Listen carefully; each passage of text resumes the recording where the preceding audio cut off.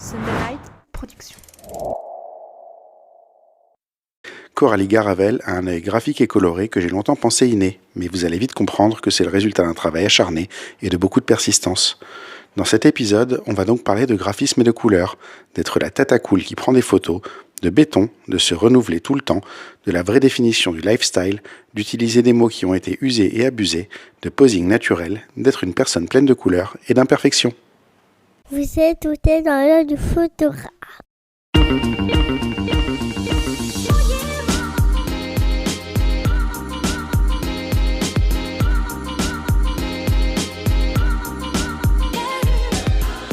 Bienvenue dans ce podcast par un photographe sur une photographe pour les photographes. Je suis Julien Pasternak et aujourd'hui, je vous emmène dans l'œil de Coralie Garavel.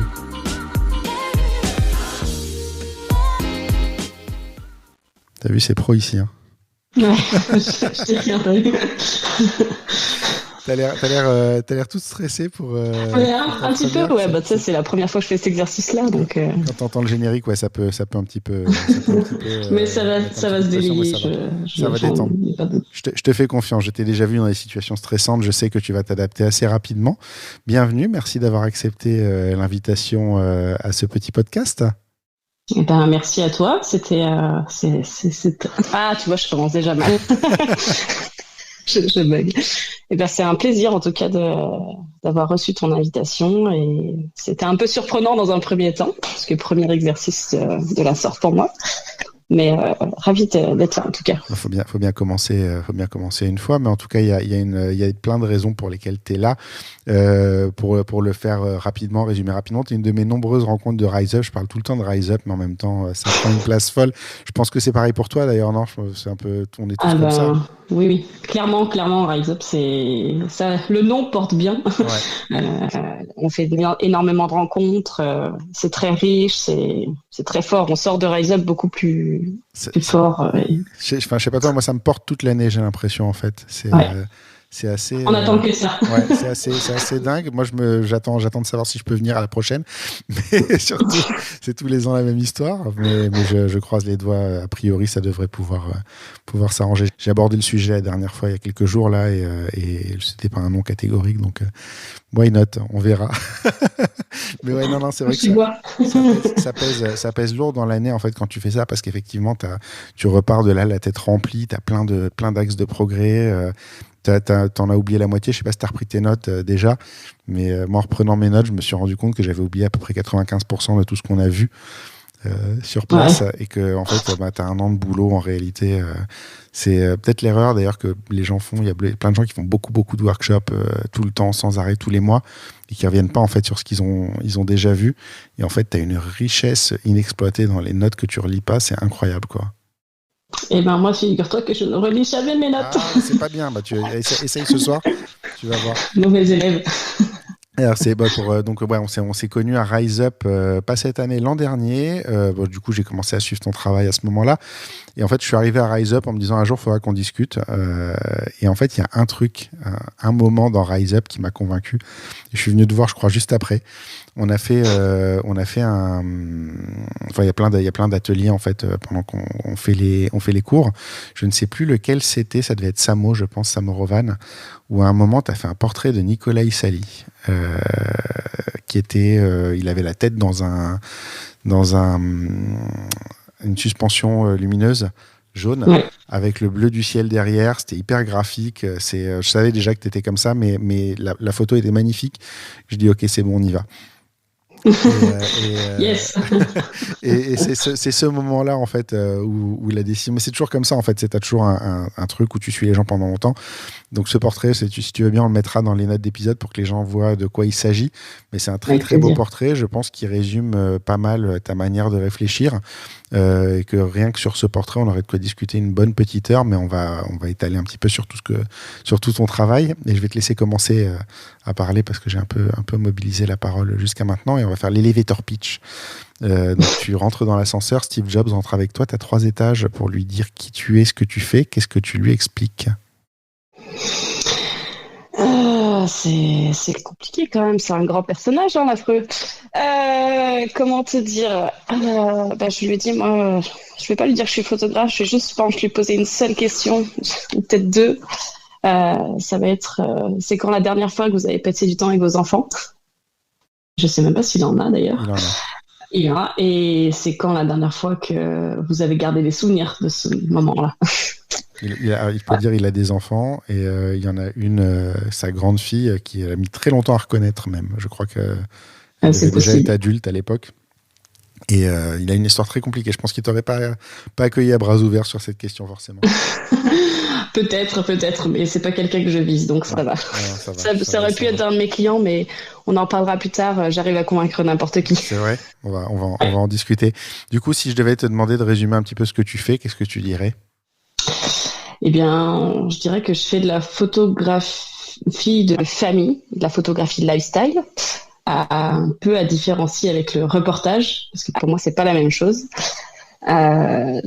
Donc, science vivante, avec, j'appelle ça le triangle de l'expérience, quoi. C'est des émotions, du graphisme et un effet waouh. Voilà. Et en gros, je veux que sur une photo, il y ait ces 3 choses. D'accord. C'est ça, Voilà. c'est ça ton. Alors c'est marrant parce que la plupart du temps, on dit lumière, moment, composition. Toi, c'est redis-moi les 3. Eh bien, moi, c'est émotion, graphisme et waouh. D'accord. Oui, ce qui revient un petit peu au même en fait, parce que émotion, c'est le même, c'est le moment. Lumière peut correspondre à graphisme parce que les deux sont liés. Et waouh, donc lumière, moment, composition. Waouh, ouais, t'as une petite variante, mais c'est pas mal d'avoir son petit, sa petite particularité en fait. Ouais, j'aime bien, moi, ça. J'ai l'impression que c'est un peu ma signature, tu vois. Ouais. Tu vois, on parle de triangle direct dans le graphisme.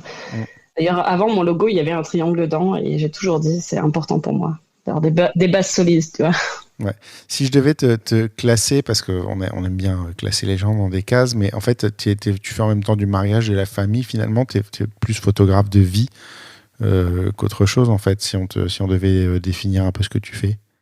Oui, clairement, c'est ce qui m'anime au quotidien, la vie. Et c'est marrant parce que je me permets juste une petite parenthèse là-dessus, mais tu verras que mon graphisme, je le travaille beaucoup sans humain. Ouais. Voilà, c'est quelque chose, j'ai vraiment un travail à côté qui est graphique et c'est ce qui me permet justement de rajouter ce graphisme dans mes photos vivantes et qui m'emballe, quoi. Parce que faire la même photo tout le temps, pour moi, c'est pas très intéressant. Ouais, c'est clair. Surtout quand tu fais du graphisme, en fait, tu peux vite tomber dans ce piège de refaire toujours la même chose, en fait. Oui. On évite de tomber dedans. Il y a un truc que je n'ai pas réellement trouvé ou classé dans l'interview, donc on va le faire dans l'intro. C'est ton rapport aux enfants. Parce que je crois que tu n'as pas d'enfants encore à toi, mais tu as l'air ravi de les fréquenter. Je crois que j'ai vu passer en plus il n'y a pas longtemps une story où tu disais, on pose plein de questions auxquelles tu réponds. Et t'as cette phrase-là qui m'avait fait beaucoup rire, où tu dis enfant 0 mais 365 par an. Ou quelque chose dans le genre. T'as l'air ravi de les fréquenter. T'as un peu le regard de la jeune tata cool, tu sais, quand t'es la petite dernière de la famille qui a 10 ans d'écart avec tous les grands et que t'as les petits-neveux qui arrivent et que toi, t'es super proche d'eux, en fait. Il y a ce petit regard-là, je trouve, dans ton travail par rapport aux enfants. Là, je suis une tata parce que j'ai des neveux et bientôt une petite nièce. En fait, j'adore les enfants. C'est tellement spontané, c'est plein de vie, tu peux pas contrôler un enfant, tu vois. Enfin, s'il a envie de faire un truc, il le fera. Et c'est ça que je trouve génial avec les enfants, c'est vivant. Enfin, tu vois, et moi, j'adore. Je suis comme ça. Je peux être la première à me rouler par terre dans la neige s'il faut, ou à sauter sur une balançoire parce que je trouve ça rigolo. Enfin, je suis encore un peu une enfant parfois dans ma tête. Et ce que je trouve génial, c'est que là, en fait, ce rapport que j'ai aux enfants, c'est que je les ai pendant 1h30. Je les excite bien, je les énerve bien, je passe des super moments avec eux. Et après, je les rends à leurs parents, ils sont crevés, fatigués, énervés. Et je rentre chez moi et moi, je vais dormir. Le double effet qui se coule, tu les rends aux parents fatigués, ils vont dormir et les parents, ils peuvent faire une soirée pépère, quoi. Ouais, c'est rarement ça. Hein, mais souvent, ils n'ont pas envie de me quitter à la fin de la séance. Ça serait cool, c'est le deuxième truc, tu vois, t'as des belles photos et après, tu passes une bonne soirée. Tu peux manger chaud pour une fois. J'ai pas fait de sondage encore sur l'état des gamins le soir de la séance. Je sais qu'après, ils n'ont pas envie de me quitter. C'est un argument commercial absolument massu, quoi. Si en plus les gamins ils sont carbonisés derrière et ils s'endorment vite, franchement, c'est un truc. Ça peut être une option, carbonisé. Tu verras quand on aura. Tu verras comment ça marche. C'est un truc qu'on comprend pas tant qu'on n'en a pas. Et quand t'en as, tu vois tout à fait. Donc c'est comme ça que tu crées du lien en fait rapidement avec des enfants que tu connais pas, c'est que tu vas jouer avec eux en fait. Je suis comme eux, je me mets à leur niveau en fait. Je leur dis directement, t'as le droit de faire toutes les bêtises que tu veux. Alors ils me regardent avec les yeux. Papa et maman, ils ont pas le droit de te gronder. Quoi. Tu veux sauter dans la flaque? Bah vas-y. Mais en fin de séance. Ouais. Ouais, j'ai vu. J'en ai vu une d'ailleurs. J'en ai vu une de tes photos comme ça où tu as le gamin qui est dans la flaque debout. Et il manque presque le regard horrifié des parents derrière parce qu'ils ont l'air de bien se marrer en fait au final. Bah, souvent les parents ils vont après. Hein. Vous pourrez parler à Océane Dussauge. J'ai fait une séance avec elle. Autant te dire qu'après ils étaient tous dans l'eau quoi. Ah ouais. J'ai pas mal de photographes d'ailleurs en client et c'est super intéressant aussi je trouve. Parce que... Oui, j'ai reconnu 2-3 visages sur ton site internet effectivement. Il y en a quelques-uns qui me parlaient. On va attaquer la partie interview proprement dite. Les 4 premières questions sont toujours les mêmes. Quel livre tu offrirais à un photographe et pourquoi? Eh ben écoute, je vais parler d'un livre qu'on m'a offert il y a pas longtemps. Merci Pierrick Roland. C'est le livre qui s'appelle Surréalité de George Byrne, pardon. Celui-ci, je sais pas si tu connais. Je te le montre du coup. C'est des images qui m'inspirent en fait. C'est que du graphisme. Il y a très peu d'humains. Il doit y avoir 2 photos avec des humains. Et c'est quelque chose qui m'hypnotise. Ce genre d'image, je peux rester, je pense, 4 heures juste à regarder les couleurs, la compo, comment ça se fait qu'elle est bien droite, quelle émotion elle va me procurer alors que c'est juste un bâtiment. C'est ce que vraiment tu fais, un livre que j'adore. En perso? Bah, j'aimerais bien. Ouais. C'est ce que j'essaye de faire, mais j'ai pas encore ce niveau-là. Mais c'est vrai que c'est vraiment bluffant ce qu'on peut créer, en tout cas pour moi, ce qu'on peut créer comme émotion, juste avec une photo de béton. Je l'ai vu ce livre, mais j'ai trouvé too much, moi. C'est vrai? Ah, c'était trop pour moi. Je suis peut-être pas prêt, hein, tout simplement, ça arrive. Il y a des étapes, mais je trouvais que c'était trop. C'était trop quoi? Je l'ai fait ouvrir à la vendeuse, tu sais, ils sont toujours sous plastique. Et la Fnac à côté de chez moi, maintenant, ils me connaissent bien, donc je peux leur demander ce genre de choses. Et elle me l'a ouvert et elle m'a dit, vas-y, feuillette, quoi. Et en fait, j'ai été submergé par ce livre. C'est peut-être parce que aussi je vois pas le graphisme de la même manière que toi, mais c'était trop rose, trop coloré, trop droit, trop truc. Et il y a pas d'humain et ça, moi, c'est compliqué pour moi en fait. Autant de photos sans humain. Où tu es, comment il s'appelle, Franco Fontana. Et Franco Fontana, là, c'est autre chose parce qu'il n'y a pas d'humain, mais il y a quand même une histoire dans les photos et c'est assez incroyable. Ça, c'est un livre que je te conseillerais, moi, par contre. Ok. Invisible Franco Fontana. Mais excellent choix. Mais en fait, je ne dis pas que ce n'est pas un bon livre, hein, je dis juste que ce n'est pas un livre pour moi. Oui. Pas tout de suite, peut-être dans un an quand je me serais fait à l'idée du truc et que j'aurais compris ce que c'est. Parce qu'il ne faut jamais dire c'est pas bien, ça ne me plaît pas, c'est pas vrai, ça me parle pas aujourd'hui. C'est ça la différence. Déjà, la couleur du livre est rose. Donc, il est bien flashy. Si vous allez le chercher en magasin, il attire le regard, celui-là. Hein.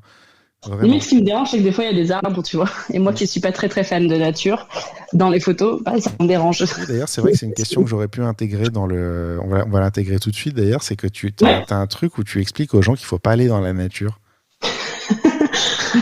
Cet article de blog, je me rappelle quand il est sorti, je crois que j'ai reçu une dizaine de mails, enfin de messages de privé, de photographes ou de clients, pas des clients moi, enfin des prospects en tout cas, qui me disent « Ah, mais c'est inadmissible, tu décrédibilises le photographe de nature, tu peux pas dire que c'est comme ça. » Je dis « Mais en fait, c'est mon choix. En fait, la nature, j'aime ça.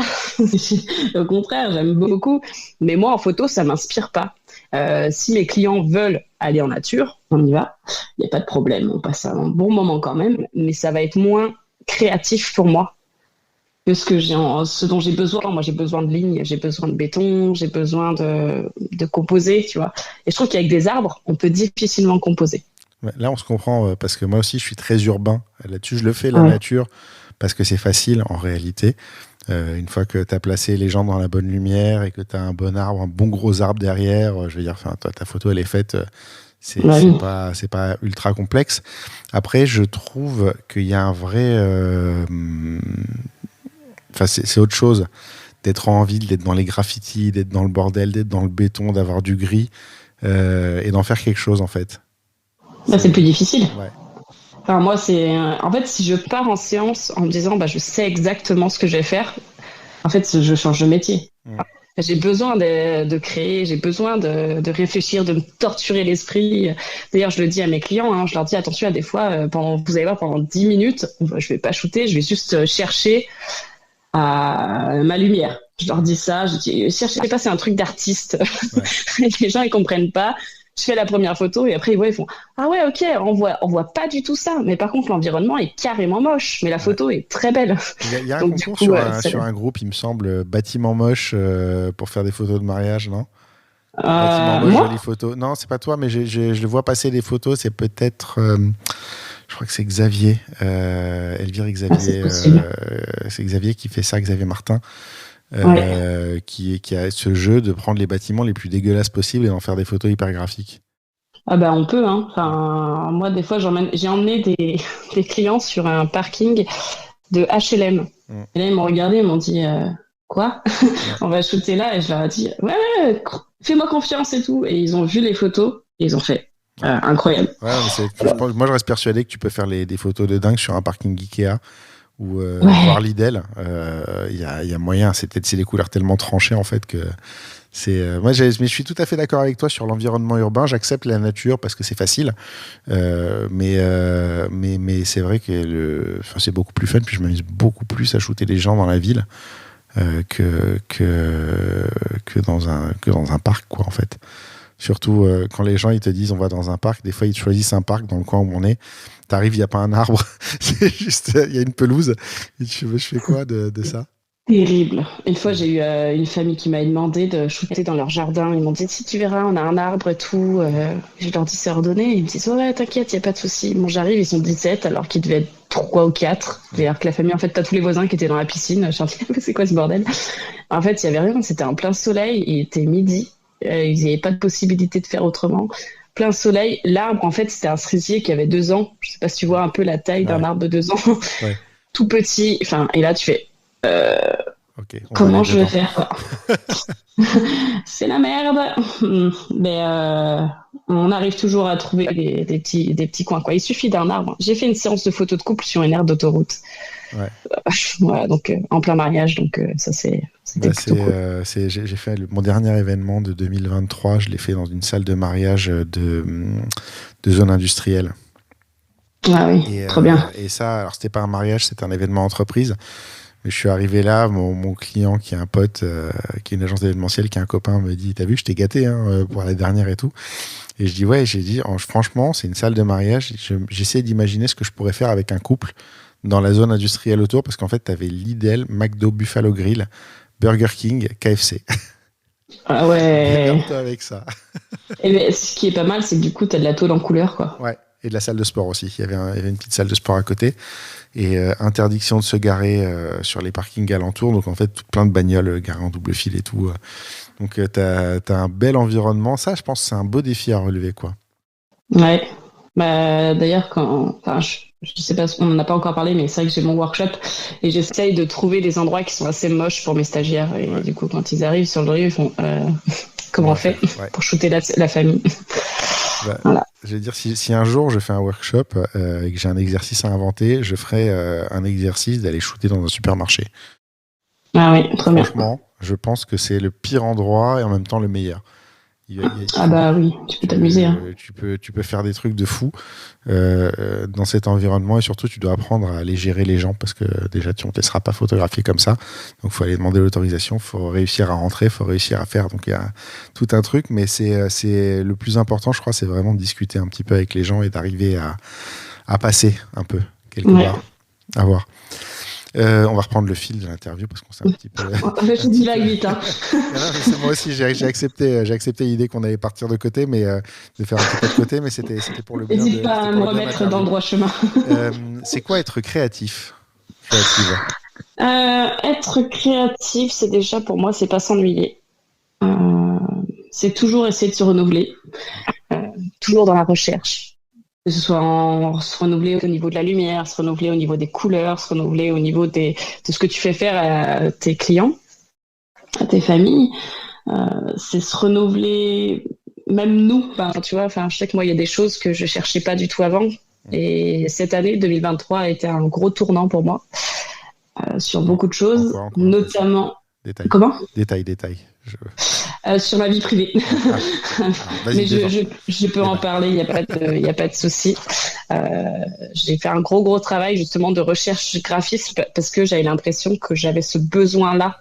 C'était vraiment plus fort que moi. C'est un truc limite maladif en fait. Il y a un moment où j'avais besoin de faire des photos de graphistes, de lignes, pour un peu suivre une direction, tu vois. Et pas trop divaguer à côté parce que j'avais d'autres choses à côté où ça allait pas du tout et ça divaguait déjà. Donc j'avais besoin de, tu vois, justement, comme l'interview, j'avais besoin de retrouver le chemin. Et c'est le graphisme, la recherche de graphisme sans humain, du coup, vraiment de la photo d'archives, de lignes un peu contemporaines qui a fait que j'ai réussi à me stabiliser, on va dire. Et à un moment, je me suis dit, ah, en fait, ce serait peut-être intéressant de le mettre dans ma photographie de famille, ça. Et j'ai trouvé ça très chouette. Enfin, du coup, maintenant, j'arrive à faire le lien depuis déjà 1 ou 2 ans, mais j'arrive vraiment à faire le lien et à me dire sur chaque séance, je sors une photographique.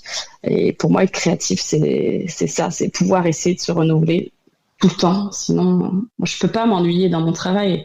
Je veux dire, il y a déjà suffisamment de gens qui s'ennuient dans leur boulot pour que nous, qui on fait un métier qui nous plaît, qu'on a choisi, et pourquoi on passerait du temps à faire un boulot qui nous plaît plus alors qu'on l'a choisi, tu vois. Ouais.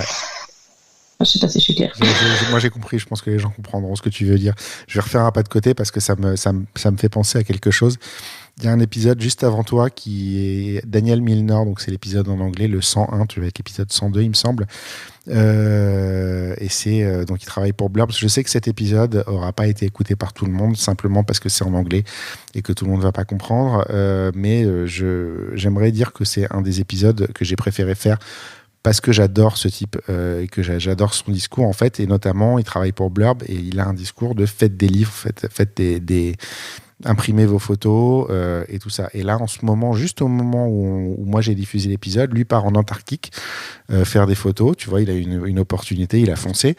Et là, il publie des vidéos où il explique son process de création de livres qui va sortir sur l'Antarctique. Donc, c'est pas quelqu'un qui sort des livres en 100 exemplaires, il en fait un pour lui, mais il le crée et il s'éclate à le faire. Et en fait, il a montré, il a lu plein de livres, il a été dans une bibliothèque, il est passé par Buenos Aires pour aller là-bas.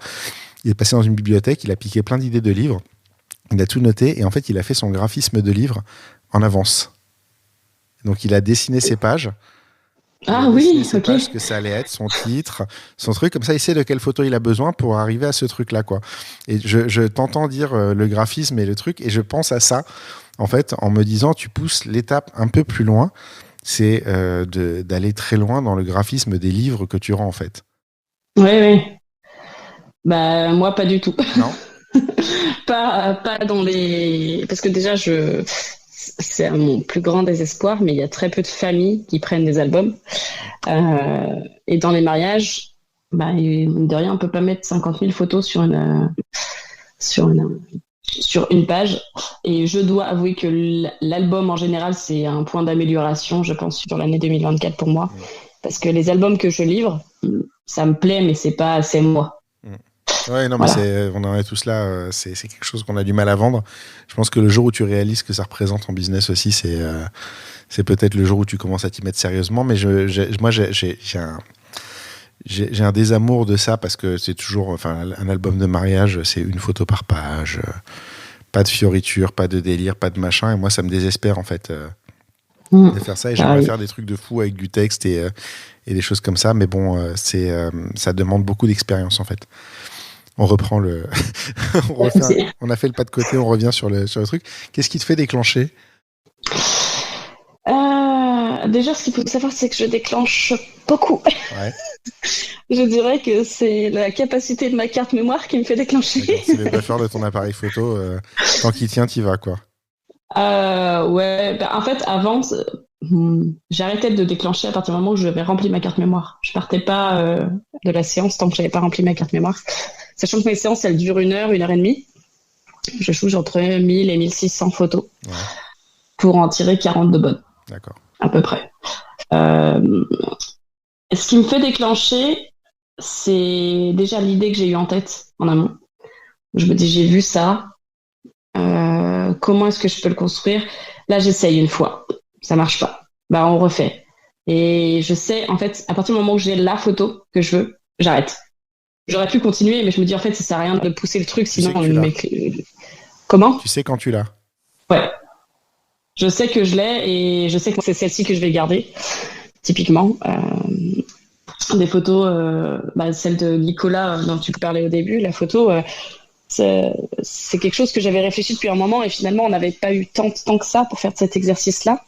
Et non, c'était avec Sol.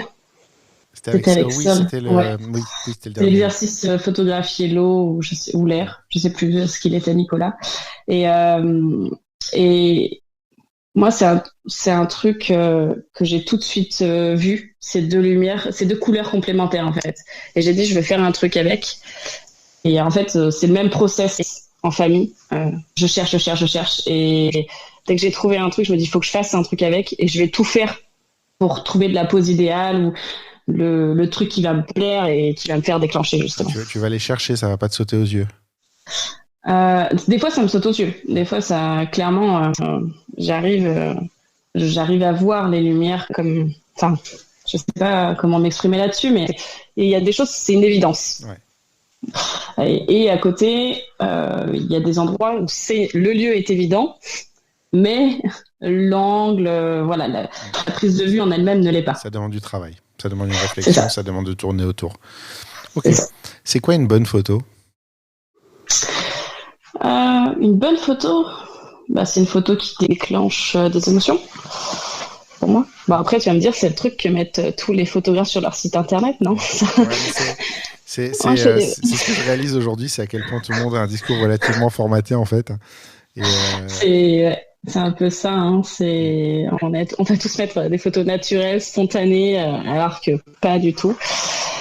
Non, une belle photo, c'est la photo que tu vas regarder et tu vas dire waouh, mais attends, comment elle a été faite? Moi, j'aime bien me poser des questions quand je vois des photos, me dire attends, c'est quoi cet angle? Et j'avais fait une photo en mariage. Non, c'est pas un mariage, j'étais en famille dans une piscine avec un côté transparent.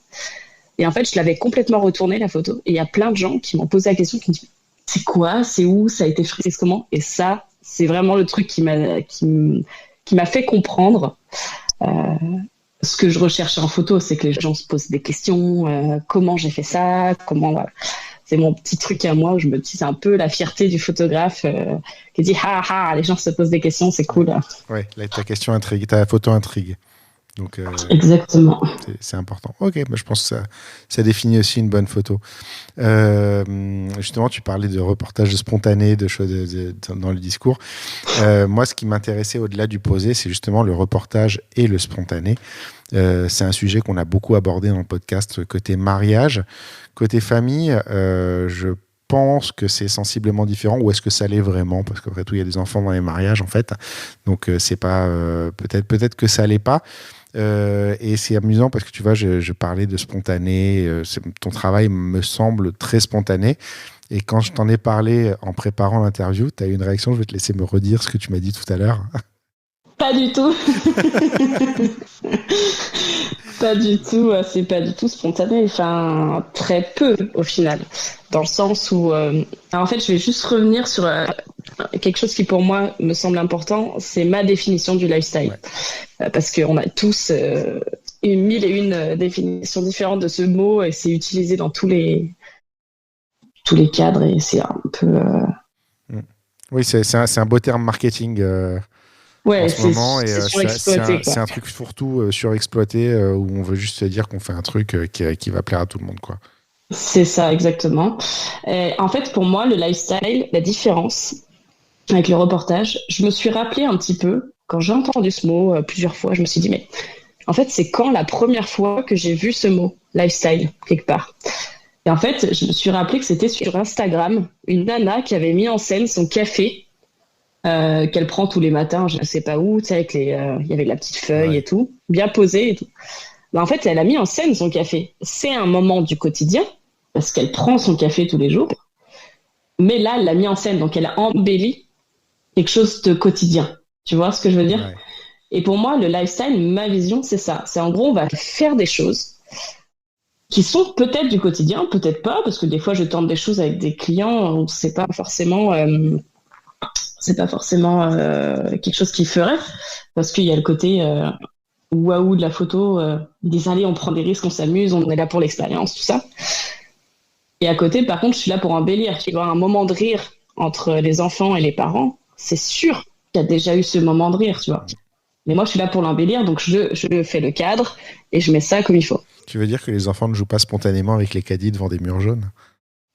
Eh ben, dis-toi, en fait, on a trouvé ce caddie. On a trouvé ce caddie et là, j'ai regardé les parents, j'ai dit, est-ce qu'on peut faire les cons avec? Ils m'ont dit, je sais pas. C'est ça qui est fort parce qu'en fait, moi, j'ai pas. Alors, évidemment, c'est une situation très peu probable, mais ça m'a pas semblé incongru en fait. Oui, c'est vrai. Parce que ça aurait pu arriver, je pense. Oui. En fait, c'est ça, c'est ce que je dis avec les enfants, comme c'est spontané, tout peut arriver. Donc, les enfants, tu peux leur faire n'importe quoi. Moi, j'ai vu le caddie dans la rue et tout, donc j'ai regardé les parents. Je leur ai dit, allez, on fait ça. Ils me disent, pas trop fan. Je leur ai dit, c'est qui le boss aujourd'hui? Et en fait, après, ils m'ont dit, c'était génial. Et en fait, on a couru avec le caddie. Et je les ai juste à peu près placés sur la photo. Et je pense que j'ai 50 photos parce qu'elles ont fait des allers-retours, elles ont voulu s'éclater jusqu'à ce que le caddie bascule un petit peu et que là, du coup, c'était panique à bord. Ouais. La photo n'est pas du tout bonne, donc je l'ai pas gardée. Mais voilà, ça donne un côté naturel parce qu'en fait, les enfants s'amusent vraiment à faire ça, même si naturellement, ils l'auraient peut-être pas fait, tu vois ce que je veux dire. Ouais, je vois tout à fait. Non, mais c'est parce que, en fait, tu vois, je te disais, en fait, la conjonction des photos que tu postes et de la façon dont c'est présenté sur ton site m'amène à penser en fait que la partie reportage famille est plus importante qu'elle ne l'est réellement en fait dans ton travail. C'est ce que tu m'as expliqué tout à l'heure. Ouais. Tu fais plus de photos posées en famille que de vrais reportages où tu diriges rien et où tu es dans un coin à pas trop faire de bruit, à capturer ce qui se passe réellement, ce qui est un job en soi parce que franchement je connais des gens qui font ça. J'avais Tyler Virkel à l'esprit qui est un Américain qui est un tueur dans le reportage, mais lui c'est un mec qui bougera pas un stylo. C'est vraiment il va pas intervenir, il va pas faire de bruit. Il va pas interrompre. C'est un point presque maladif, mais par contre, c'est extraordinaire ce qu'il fait. Et du coup, tu vois, j'avais noté la question, même dans le reportage, j'imagine que tu orientes un peu et que tu pousses dans la bonne direction. Là, du coup, c'est un tout petit peu plus que poussé, quoi. Pour le style, oui. Par contre, je fais du reportage à côté aussi, où là, j'interviens dans absolument rien. Mais c'est beaucoup moins présent dans mon travail, dans mon business, que la séance lifestyle. La séance lifestyle, l'avantage, c'est que je sais que j'en ai pour... tout compris 2 heures et c'est fait quoi, tu vois. Enfin, oui, parce que tu sais ce que tu vas avoir en fait, tu vas créer ce qu'il te faut. Du coup, je sais quelles sont les attentes de mes clients, de mes familles. Je les appelle tout le temps les clients, je sais pas pourquoi. Je dis jamais les clients, mais là dans ton podcast, je dis les clients. Mes familles, je sais quelles sont leurs attentes et je sais quelles sont mes attentes aussi. Donc j'essaie de les combler eux et moi en tant que photographe à tester des trucs. Et que je poste beaucoup sur les réseaux, du coup. Je poste plus mes photos qui me plaisent que les photos qui plaisent à mes familles. D'accord. Oui, mais parce que tu dois les vendre derrière aussi, donc c'est pas forcément un mal. Alors du coup, la question suivante, on va reparler de l'épisode qui t'a précédé, donc qui était en anglais, que tout le monde n'a pas écouté ou compris. Un des trucs que moi j'ai retenu de cet épisode, c'était Target Rich Environment. C'est mon petit Lego de cet épisode-là. Que j'ai retenu, donc un environnement plein d'opportunités en fait quelque part. Donc on parlait, je crois à ce moment-là, de street photographie où il disait effectivement c'est quand même beaucoup plus facile quand tu vas à un endroit où il y a du monde qui fait des choses que quand tu es dans une rue déserte de faire de la street photographie. Je pense que c'est la même chose dans ce genre de photos, dans ce genre d'événements, quand tu fais du mariage, quand tu fais de la famille, quand tu fais des choses comme ça. Donc la question qui suivait, c'était comment est-ce que tu crées ces situations ou comment est-ce que tu les amènes à toi en fait? Comment je les amène à moi? Est-ce que c'est au moment de la préparation, par exemple, enfin, j'imagine que tu n'arrives pas sans jamais avoir discuté avec personne dans le Non, reportage. alors ils ont tout un questionnaire à remplir en amont, pour savoir qui sera là, les petits caractères de chacun, les choses qu'ils détestent. Voilà, c'est un questionnaire tout rempli qui me donne beaucoup, beaucoup d'infos. Clairement, si j'avais pas ces questionnaires-là, je ferais toujours les mêmes photos, en fait. Ça me permet de connaître aussi les liens entre les personnes et parfois de déclencher des émotions qui peuvent être très, très vives. Ça, c'est une partie du travail dont je communique quasiment très, très peu, voire pas du tout, je pense, sur le côté émotion et tout ce qu'on peut déclencher juste avec une séance famille, comment on peut rapprocher les gens. Juste en ayant ces réponses-là qui pour moi sont essentielles. Donc, pour faire simple, je leur donne le questionnaire, ils remplissent, moi ça me donne les outils pour pouvoir faire une séance à leur image et en même temps peut-être les pousser à vivre d'autres choses. Ok, bah tu es en train de répondre à une question qui viendra plus loin, donc on va garder la suite pour tout à l'heure, parce qu'avant je voudrais qu'on parle, en fait j'essaie de lier le côté reportage, enfin le côté look spontané et le côté graphique, justement. Donc la première question, c'est le feeling spontané des photos. La deuxième question, c'est les images très graphiques. Et la troisième, ce sera le lien entre les deux. Mais on va parler d'abord de ce côté très graphique que tu as. Étonnamment, c'est pas donné à tout le monde de voir les volumes. C'est pas si simple que ça. Je pense que s'il y a un truc qui manque dans tous les photographes amateurs à semi-pro, voire pro parfois, c'est les masses dans l'image en fait qui se complètent, qui se répondent. C'est relativement facile de voir ce qui se passe devant toi. C'est relativement facile de leur donner pour que ce soit propre, mais c'est beaucoup plus compliqué de pas avoir de trou dans ton image. Je sais pas si mon explication est claire, mais d'avoir en fait un équilibre dans ton image qui fait qu'elle penche pas d'un côté, de l'autre, au milieu, ou qu'il n'y a pas... Toi, tu arrives très bien à le faire, ça. À faire... À répartir les masses dans ton image pour qu'elle soit bien construite et pour qu'elle soit équilibrée. C'est-à-dire que tu n'as pas le regard qui bascule d'un côté ou de l'autre. Ton image, il y a un vrai cheminement dedans et il n'y a pas un trou au milieu qui te coupe. Et le faire à répétition, c'est très fort. Ok. Alors, ce qu'il faut savoir, c'est que je crois que je suis un peu une psychopathe de la composition. À mon goût, hein, je pense qu'il y en a d'autres, je suis pas du tout une psychopathe, mais quand je crée une image, sans même quand je l'ai shootée, je sais exactement comment elle va être au final. Et c'est tout con, mais mon travail de volume, de graphisme, tout ça, il a commencé quand j'ai fait le 72 heures que tu as fait aussi. Ouais. Le 72 heures, le workshop, je suis sortie de là et ça m'a vraiment bouleversée. Je me suis dit, mais en fait, il y a plein de trucs qui m'ont échappé, que je voyais pas. Et petit à petit, j'ai commencé à les chercher, tu vois. Et en fait, ça fait partie enfin, j'ai comme habitude au quotidien de faire des photos avec mon téléphone. Tout le monde se moque on fait des photos au téléphone, c'est pas bien et tout. Mais en fait, c'est clairement un outil essentiel pour moi. Où, tu sais, il y a plein de gens qui disent « Ah, là, ça ferait une belle photo comme ça. » Je dis « Ah, pourquoi tu dis ça ferait ? Fais-la, ouais. Tu vois. Fais-la, travaille et tu cherches, tu dis, ah bah elle est bien comme ça, mais si je me penche un peu à gauche, ça équilibre un peu plus, là, l'affaire. Tu vois, typiquement, tout à l'heure, j'étais au Bricorama. Bricorama, j'attendais un colis et j'ai cherché, j'ai fait 5 photos pour en avoir une de bonne. Tu vois, j'ai vu ça au plafond. Ouais. Bon, pour décrire la photo, c'est des ronds de LED et une bande de LED qui éclairait le plafond. Et au final, donc j'en ai fait 4-5 jusqu'à trouver l'idéal. Et après, j'en ai fait... on voit pas trop à l'écran, mais non, je vois. Tu vois, c'est quelque chose qui me parle parce que il y a les lignes des tiers, il y a tout qui est à peu près respecté. Tu vois, j'ai 2-3 tocs, on va dire, pour moi, qui me permettent de... C'est important de les faire, ces photos-là. T'as raison là-dessus.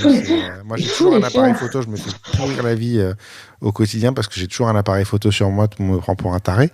Mais n'empêche que je suis tout le temps en train de faire des photos, quoi. Ah oui, on est insupportable. Ouais. Sache-le, Julien. On est insupportable. Ouais, je sais. Moi, et j'ai enfin trouvé le moyen d'arriver avec l'appareil relativement discret qui est accroché à un coin de mon sac. Donc, il est là, il est sous la main tout le temps. Je l'ai en 3 secondes dans la main, il n'y a pas de problème. Mais je l'ai plus autour du cou, par contre, parce qu'autour du cou, par contre, tout le monde t'emmerde tout le temps. Ça fait un peu le touriste, quoi. Mais c'est même pas ça. Mais pourquoi vous avez toujours un appareil photo t'arrives à l'école avec les enfants, tout le monde veut toucher à l'appareil photo. C'est tout le temps. Mais en fait, en vrai, je crois pas que tu puisses réellement progresser si c'est pas une obsession, quoi. Ah oui. Enfin, moi, je pense que j'ai fait un boom parce que c'est devenu une obsession. C'est ligne, ce graphisme, ce truc-là. Alors, pour la photographie de famille, le côté vraiment vivant, ça, c'est quelque chose que je travaille depuis des années. Donc, c'est venu naturellement. Mais le côté associé au graphisme, bah, ça se travaille. Ça se travaille, pas de secret. Hein. Et alors, comment? Tu ne peux apprendre qu'une chose à la fois. Ben, c'est ça. Et là, je sais pas, je pense que je vais continuer ma recherche sur le graphisme et créer encore plus loin. Parce que c'est vrai que je mets quand même pas mal en scène. Là, mon but, c'est un peu de mettre moins en scène et que ça soit plus fluide, on va dire. Et dans le reportage, du coup, avoir des images qui soient tout autant équilibrées. Moi, j'aime quand c'est un peu minimaliste. Ouais. Même ma vie, en général, est minimaliste. Je vis dans un 20 mètres carrés, j'ai 4 pantalons et ça me va bien. Ouais. Et en fait, j'ai envie que dans mes images, ça ressorte et qu'elles soient faciles à lire, en fait. Et en même temps, j'adore les images ultra complexes, tu vois. Donc, c'est... Si tu savais, comme l'époque où j'avais 4 pantalons me manque. Maintenant, j'en ai 20 et j'en mets 4.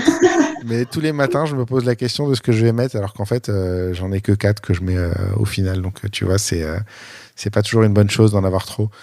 Il y a un autre point sur le graphisme qu'on n'a pas encore abordé, c'est les couleurs. Et alors, les couleurs, je rigolais quand on a préparé le truc en disant je suis un garçon, ma définition des couleurs n'est pas la même que celle des filles. Vous avez 27 variantes de vert, moi il y a vert et kaki, et encore kaki parce que c'est une couleur que j'aime bien. Mais c'est vraiment un truc que j'ai du mal et à repérer et à associer. Toi tu le fais très très bien, et d'ailleurs tu shootes essentiellement en couleur, tu fais très très peu de noir et blanc. C'est vrai, je fais des noirs et blancs quand mes familles portent du violet et qu'ils n'écoutent pas mes conseils. Ouais. Parce que je déteste le violet et du coup je leur interdis le violet. Je leur dis si vous venez en violet, je vous shoote pas. Donc ils viennent pas en violet. Mais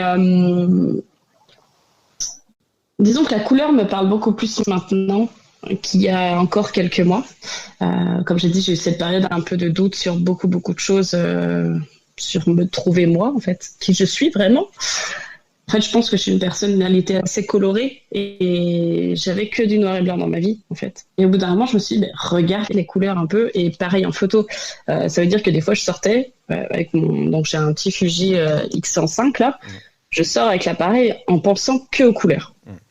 En fait, j'oublie tout le reste. Peu importe ce que je vais photographier, je vais photographier que des couleurs complémentaires, que ce soit un fond de mur sur une poubelle ou un truc comme ça. Et j'essaie vraiment de travailler ça pendant 2-3 heures. Et en fait, en faisant ça régulièrement, au bout d'un moment, je pense que ça vient assez naturellement. Et puis après, on trouve des spots aussi qui peuvent nous intéresser. Donc, j'emmène mes familles là-bas parce qu'il y a de la couleur, tout ça. Donc, c'est que de la pratique, en fait.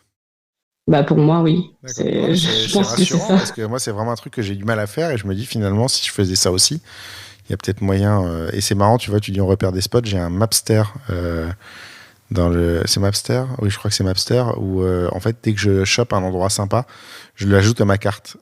Et en fait, quand je suis largué en ville et que je sais pas où aller, je regarde dessus ce qui est à proximité. Et on va tracer directement là-bas. Et c'est comme ça que tu te retrouves sur des marches de ouf et des trucs. Parce que tu es passé une fois devant, tu as pris une photo, tu as repéré, et tu l'as complètement oublié jusqu'au moment où tu te retrouves à côté, que tu as un job à faire et que tu sais pas où aller. Et ce machin ressort par miracle, quoi. Ah ouais, c'est sûr que moi pareil, j'ai toutes les coordonnées GPS. Je donne même pas les adresses aux gens. Je leur dis on se retrouve là. Parce que si tu leur dis rendez-vous dans un parc, ils vont te chercher et tout. C'est vraiment des coordonnées GPS et puis je leur dis pas du tout sur quoi ils vont en fait. Et du coup c'est plutôt cool. Et ce qui est marrant, tu vois, tu me parles de couleurs, je photographie beaucoup de couleurs, mais mon endroit préféré à Lyon, c'est au musée des Confluences. C'est que du béton gris. Tu vois. Mais par contre, du coup, je demande aux familles de venir avec des couleurs qui pètent pour que ça tranche et tout de suite, ils ressortent et je trouve ça je sais pas, ça me parle, la couleur. J'ai besoin de couleur dans ma vie, donc je veux shooter en couleur. Voilà. Et je fais encore un petit peu de noir et blanc, ça peut m'arriver, mais je le préviens en avance. Mais c'est très peu, ça m'a vachement surpris d'ailleurs. D'habitude, Ouais, je ne me rends pas compte, mais on a tous des photos foirées qu'on passe en noir et blanc pour les rattraper, tu vois, et toi, tu n'as pas cette tendance-là, je pense. Mais ça montre aussi que peut-être que tu shootes suffisamment de volume et tu sais suffisamment ce que tu veux pour ne pas être dans cette situation où en fait la photo dit quelque chose mais elle n'est pas parfaite et tu es obligé de tricher un petit peu pour la faire fonctionner, quoi. Typiquement, mon arrière-plan, pour moi, l'arrière-plan, c'est vraiment la chose la plus importante. En fait, le cadre, l'environnement.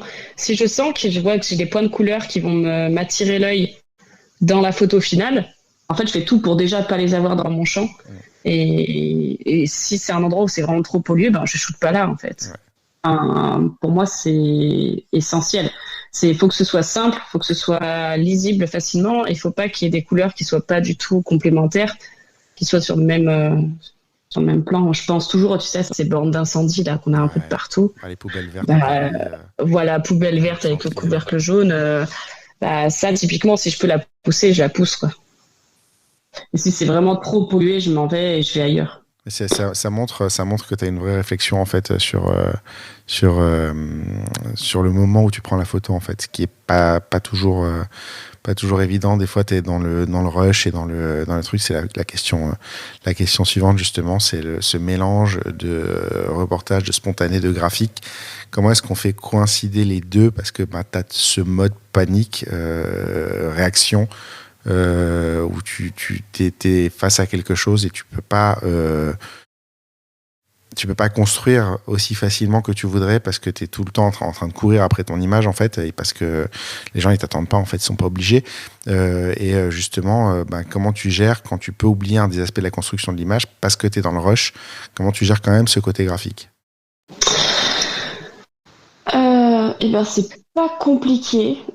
Si je sens que je me sens débordée par ce rush, en fait, je fais ce que je sais faire. Et en faisant ce que je sais faire, ça me permet, entre guillemets, de m'apaiser et de me garder. En fait, c'est comme si je séparais ma tête en deux. Il y en a une qui est en mode automatique et qui est en train de shooter avec la famille, et l'autre qui réfléchit et qui se dit, bon, il y a ce truc-là qui me gêne. Maintenant, on va trouver une solution. Est-ce qu'on fait en sorte qu'il soit dedans, ou est-ce que on s'en fout? D'accord. Parce que des fois, on s'en fout. Toutes les séances ne sont pas parfaites, toutes les séances ne sont pas graphiques, toutes les séances ne sont pas complètement dingues. C'est normal. Souvent, la photo qui garde, d'ailleurs, c'est pas celle que toi t'aurais gardée. C'est pas celle où tu t'es mis à plat ventre par terre pour faire une photo de ouf. Et puis, au moment où tu t'es levé, t'en as shooté une autre à côté pour la sécurité. En fait, c'est celle-là qui est sur Facebook, quoi. Tu shootes avec Canon ou Nikon, toi? Fuji, moi. Ah, parce qu'on n'a plus besoin de se mettre par terre maintenant avec les écrans orientables. Moi, par principe, je me mets par terre, juste pour qu'ils voient que je travaille. Moi, je tiens trop mes fringues, j'en ai pas assez. Ouais. Mais... C'est pour ça qu'il faut avoir 20 pantalons. C'est ça. Non, en fait, alors mes photos waouh, les photos qui sont waouh pour moi, donc les photos graphiques de famille, ils les adorent. Ouais. Souvent, c'est peut-être celles qui vont imprimer en très grand, mais il n'y en aura qu'une. Ouais. Parce que c'est un peu ma photo signature. Toutes mes photos dans la séance famille ne sont pas graphiques. Ouais. Il y a des photos, c'est ce que je disais, à émotion, des photos waouh et des photos graphiques. Donc, ils vont un peu choisir un petit peu de tout. Et c'est con, hein, mais moi, j'essaye de faire en sorte qu'ils aient pas le choix. Ouais. Que comme toutes les photos leur plaisent, ils adorent le côté graphique parce que c'est une photo qu'ils ont jamais vue chez les autres, chez leurs copains. Il y a les photos émotions, les beaux portraits des enfants. J'ai quand même des règles que je respecte. Je pars pas d'une séance sans avoir un portrait de chaque enfant, sans avoir le portrait de cheminée, tu vois, des trucs un peu classiques, parce que je sais que ça leur plaît. Et en même temps, moi, ma valeur ajoutée, c'est le graphisme, c'est le côté on va jouer, on va s'éclater, c'est créer des images un petit peu différentes des copains. Ouais. Tu vois. Et du coup, mon but, c'est un peu de leur qu'ils partent avec tout. Et d'ailleurs, c'est très rare qu'ils ne prennent pas la galerie complète parce qu'ils ont 40 photos et 40, ils les adorent. On va revenir sur quelque chose sur lequel tu étais en train de partir tout à l'heure et je t'ai un petit peu arrêté en te disant ça va être une question un petit peu plus loin. C'est le truc que moi, je n'aime pas. C'est diriger une séance. C'est vraiment alors peut-être parce que je fais pas tant de mariages et d'événements privés que ça, où je me retrouve en tout cas à diriger des séances photos. J'en fais peut-être 5 à 8 par an dans le meilleur des cas, mais le gros de mon activité, moi, c'est des événements d'entreprise où j'ai une agence d'événementiel où le client, je le rencontre le jour de l'événement.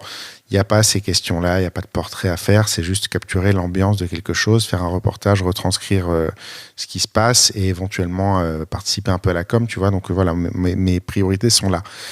J'ai pas tellement ce besoin au quotidien. Par contre, quand j'ai un mariage, je croise toujours les doigts pour que les gens soient spontanés et une vraie alchimie qui fonctionne, mais c'est pas toujours le cas.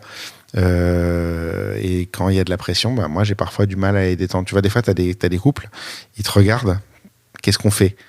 Et toi, tu as mal préparé ça, parce que je sais, en général, quand on est là, c'est que tu as mal préparé au démarrage le truc, que tu as peut-être mal expliqué les choses en disant c'est pas moi qui vais vous dire exactement ce que vous faites. Mais bon, là, pour le coup, ils attendent ça. Tu as 20 minutes devant toi, tu n'as plus le choix, il faut que tu arrives à sortir quelque chose.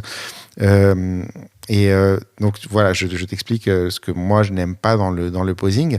Ce que je vois dans tes images, que ce soit du couple, que ce soit de la famille, c'est que ton posing a toujours l'air très spontané et a toujours l'air très joueur. Tu m'as expliqué que ça n'était pas forcément tout le temps spontané et qu'il y avait du travail de ta part derrière. Et la question qui vient derrière, c'est comment est-ce qu'on fait poser sans faire poser? Alors déjà, il y a un point qui est assez important, c'est que j'éduque vraiment mes familles avant de les voir. Ou même quand j'arrive en séance, je leur donne les règles tout de suite. En fait, je leur explique comment ça va se passer de A à Z. Et pas en marchant, on va discuter, mais en se regardant, je vais parler aux enfants aussi.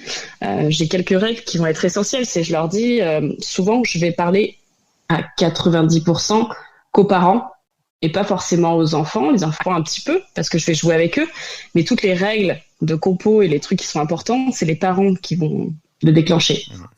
C'est-à-dire, par exemple, je sais pas, ils sont en train de faire un câlin, ils rigolent et tout. Là, je vois, par exemple, bon, vous voyez pas, faut qu'ils écoutez, mais je suis en train de montrer ma tête, mon haut de tête et mes cheveux. Là, je vois pas la tête de la maman. Si toi, tu étais le photographe, je dis, ah, maman, je te vois pas, maman, je te vois pas. Et hop, elle lève la tête et elle continue son jeu. Ouais. En fait, je suis tout le temps en train de discuter avec eux. Pareil, les mains, c'est super important. Et quand je leur dis, faites un câlin, tu vois, ils font comme ça. Je dis, non, mais après, câlin avec les bras, je veux voir les mains, je veux voir les mains. Je leur dis ce que je veux voir, tu vois. Montrez-moi vos mains. Au début de séance, je leur demande toujours s'ils sont tactiles. Souvent, ils me disent, moi oui, ou pas trop et tout. Je leur dis, aujourd'hui, il va falloir faire un effort. On est là pour se rapprocher. Sinon, je vais avoir que des pingouins sur mes photos. Est-ce que c'est ce que vous voulez? Non. Vous voulez qu'on s'amuse? Oui. Faites-moi confiance. Ça, c'est super important. Je leur dis de me faire confiance, de se lâcher et surtout de bien m'écouter. Et si je sens que j'y arrive pas, je parle un peu plus fort pour qu'ils m'entendent. Déjà, les parents, je les appelle jamais par leur prénom. Je les appelle toujours papa et maman parce qu'ils savent exactement que je m'adresse à eux. Et les enfants aussi savent que du coup. Oui. Donc en fait, les enfants vont pas se retourner vers moi pour me regarder. Et les parents savent qu'ils doivent pas forcément me regarder.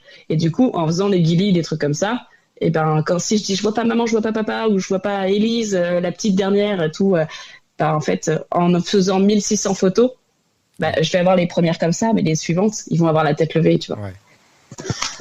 Voilà. Et je fais aussi des jeux, ce qu'on avait. Moi, j'avais appris ça il y a très longtemps avec Moment Design où on appelait ça des invitations. Mais pour moi, c'est un amusement en fait la séance. Et du coup, je vais jouer avec eux tout en les guidant pendant tout le jeu, tu vois. Si j'ai pas la photo qui me convient, on refait. C'est pas grave, on va refaire. Ou alors, si je sens que ça marche pas. Ça marche pas, c'est pas grave, on passe à autre chose. Mais d'où l'importance de savoir ce que tu as photographié et de voir le résultat immédiatement, quoi. Je sais pas si tu connais ces guides Superfil. Ça me parle. C'est des guides.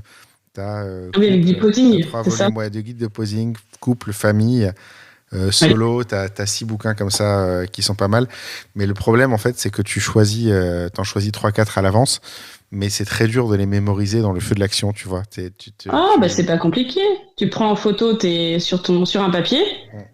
ta première photo, ta première photo de ta carte mémoire, c'est ça. Ouais. Et du coup, quand tu vas re-regarder ta carte mémoire, tu sais que quand tu reviens d'une photo en avance, c'est la première que tu as pris. D'accord. Ah, ça, j'avais pas pensé à ça, tiens. Voilà, et je fais pareil avec le posing.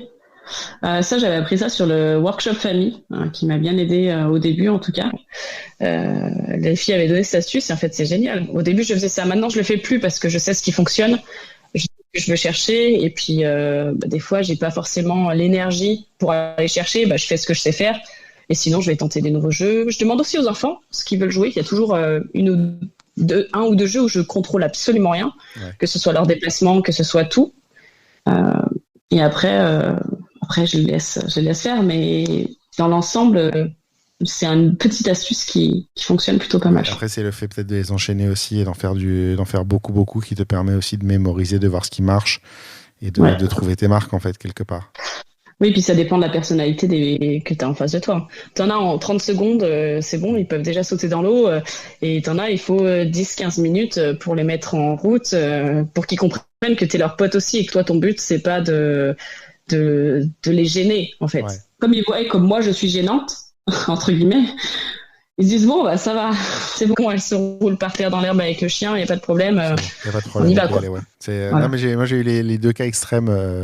Et les deux, d'ailleurs, ont été compliqués à gérer. Parce qu'en fait, j'ai eu un couple qui avait une alchimie de dingue. En fait, les photos, elles se sont faites toutes seules en 5 minutes. Et limite, elle m'a regardé derrière, elle était inquiète. Je dis, c'est bon? Je dis, ouais, c'est bon. T'es sûr? Tu veux pas qu'on fasse? Et du coup, elle m'a fait faire des trucs où elle se faisait porter par tous les témoins parce qu'elle voulait absolument l'amener au marié pour lui faire un bisou. La photo est abominable, mais elle voulait absolument faire quelque chose de ouf. Alors qu'en fait, ce qu'ils avaient les deux, c'était, mais tu sentais, mais ça collait, quoi. C'était déjà ouf. Et les photos, je te jure, c'est rare que je sois aussi confiant en sortant d'une séance couple comme ça, mais je savais qu'elle fonctionnait. Et l'exemple totalement opposé, les deux, pas du tout tactile, pas du tout expressif, pas du tout expansif en public. Sûrement entre eux, ça allait, tu vois. Mais avec un témoin, une misère, mais totale. Et j'ai mis, heureusement, j'avais 45 minutes pour faire. Et j'ai mis 35 minutes à les détendre. Ouais. Et en ramant. Des fois, on rame, hein. C'est pas facile à chaque fois. Hein. Moi, des fois, j'ai des séances qui durent très peu de temps. Parce qu'elles sont ultra efficaces. Et en fait, je joue toujours mon rôle de photographe contente. Tu disais la tata. En fait, je dis, mais c'est trop bien. En fait, c'est trop bien. J'ai déjà ce qu'il me faut. Il n'y a pas besoin d'aller plus loin. Enfin, si la séance est pliée en 45 minutes, je leur dis, en fait, c'est parfait. Ouais. Ça veut dire que c'est très bien. Enfin, moi, j'ai largement ce qu'il me faut pour le résultat attendu. Parce qu'en fait, tu as 2 heures de sécurité si ça se passe mal. Mais la réalité, c'est que si ça se passe bien, ça n'a pas besoin de durer aussi longtemps. Oui, mais c'est ça. Moi, alors attention, quand je dis 2 heures, moi, mes séances durent 1 heure, 1 heure et demie.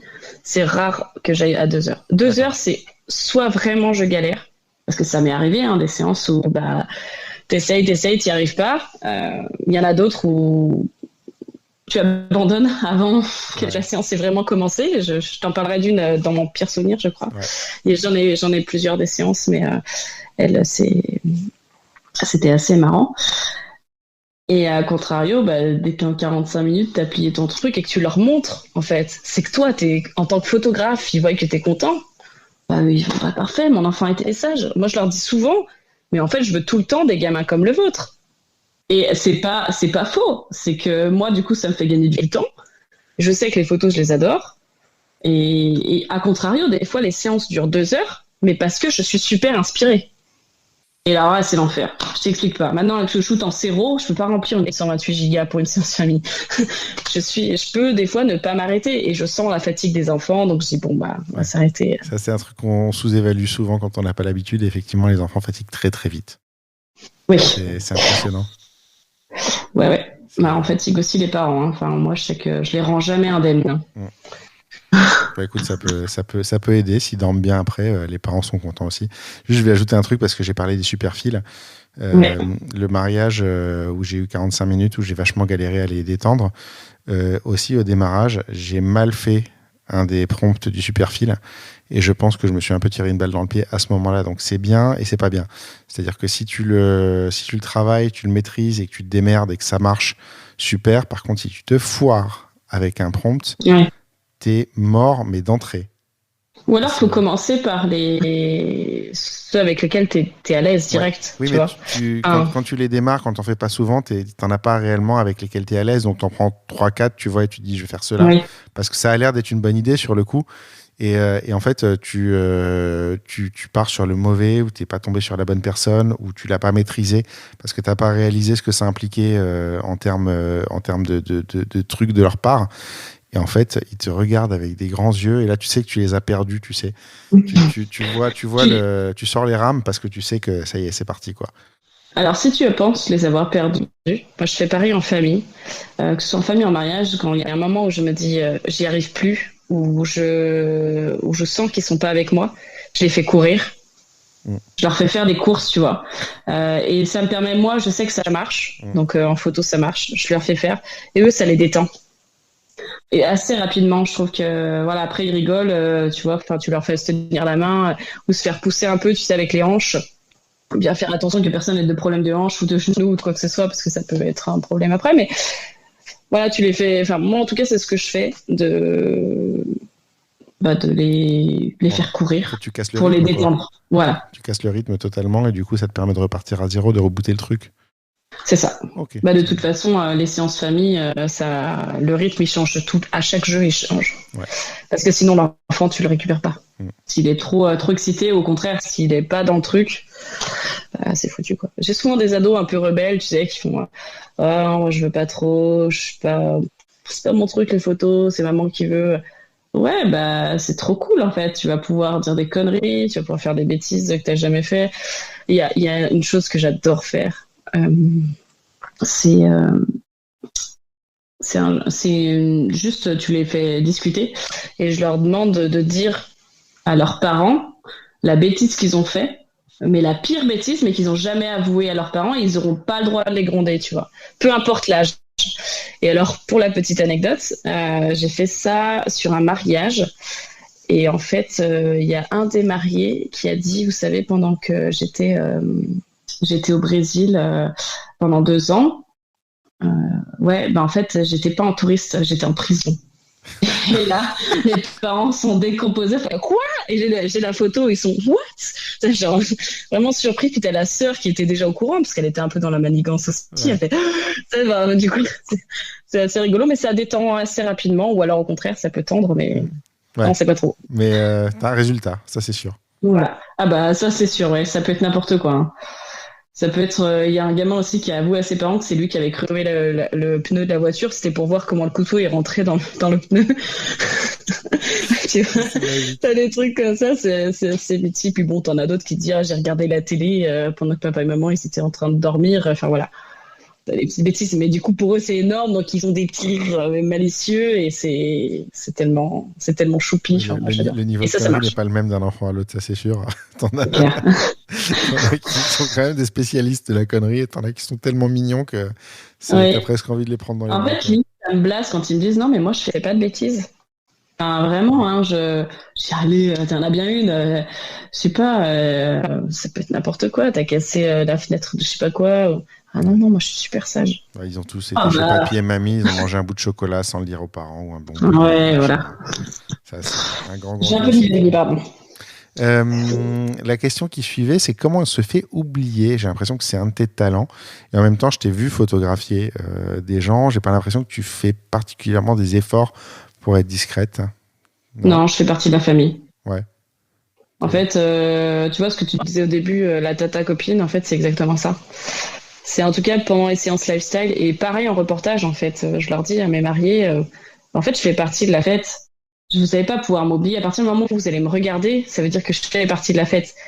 Donc, je veux autant m'amuser que vos invités. Sinon, aucun intérêt de faire ce boulot où on travaille 15 heures d'affilée.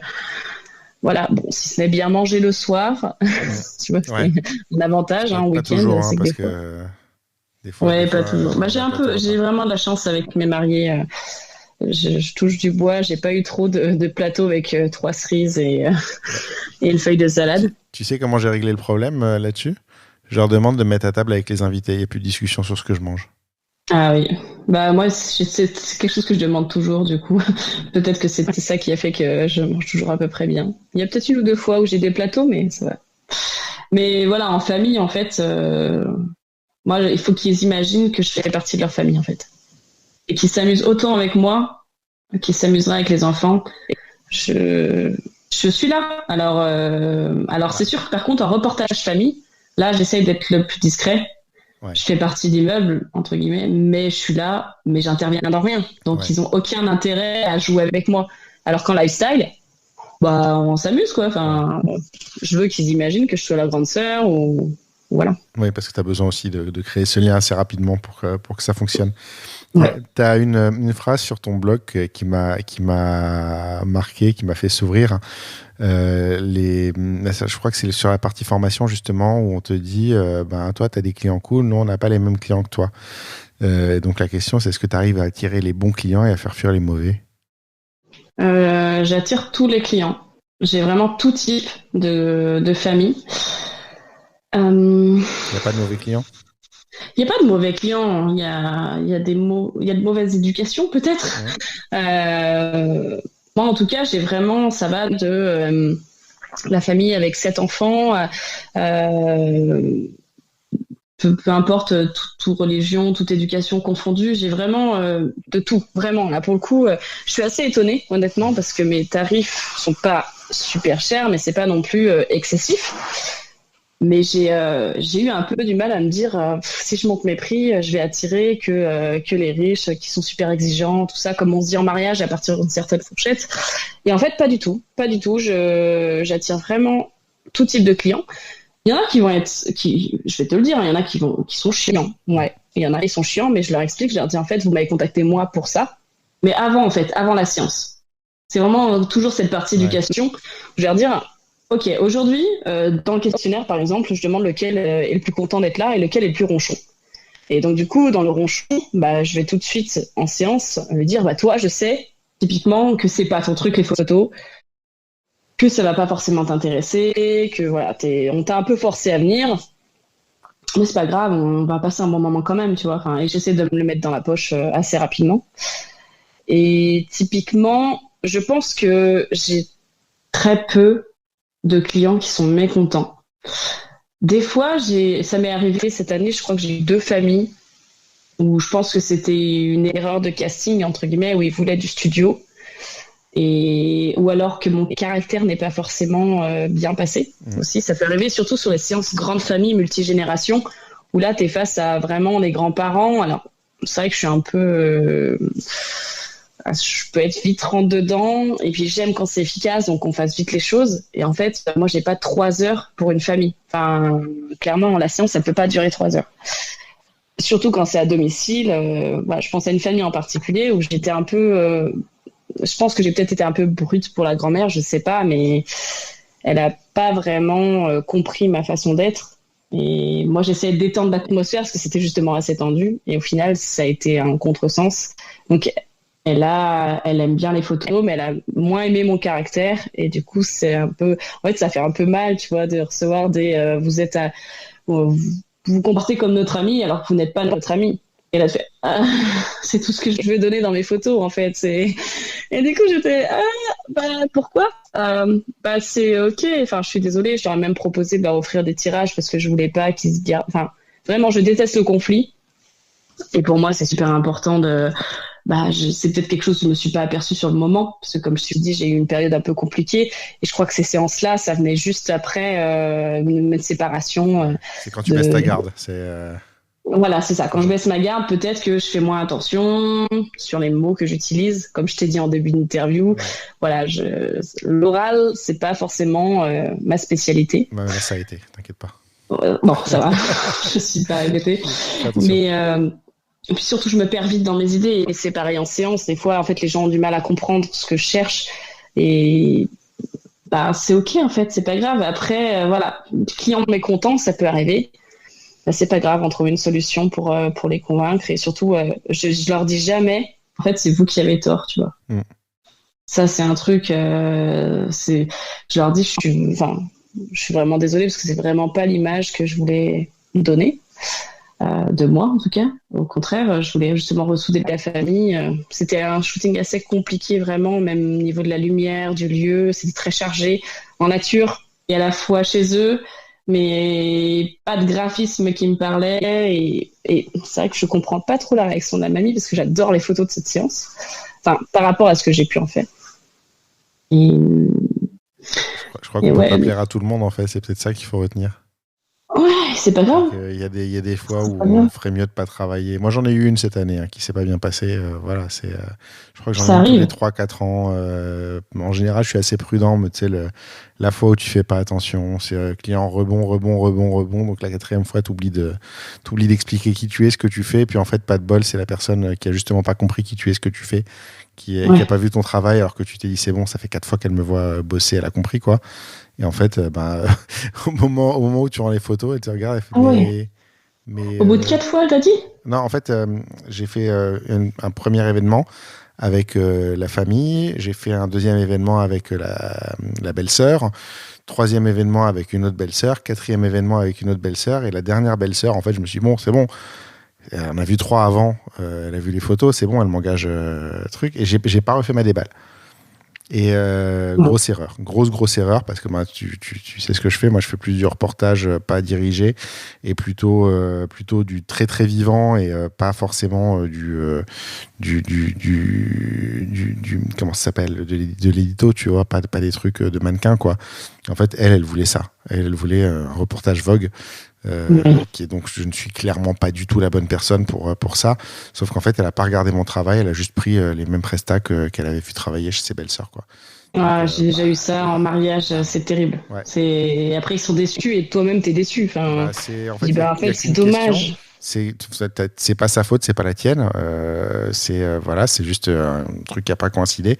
Et après la question c'est comment on arrange les choses en fait, parce que toi t'as quand même fait le boulot, t'as fait ce que tu sais faire et ce que tu vends en réalité, parce qu'au final c'est pour lui montrer, j'ai mélangé ses photos avec les photos des 3 belles-sœurs et j'ai dit dites-moi lesquelles sont chez vous, parce que coup de bol c'était le même endroit en plus tant qu'à faire.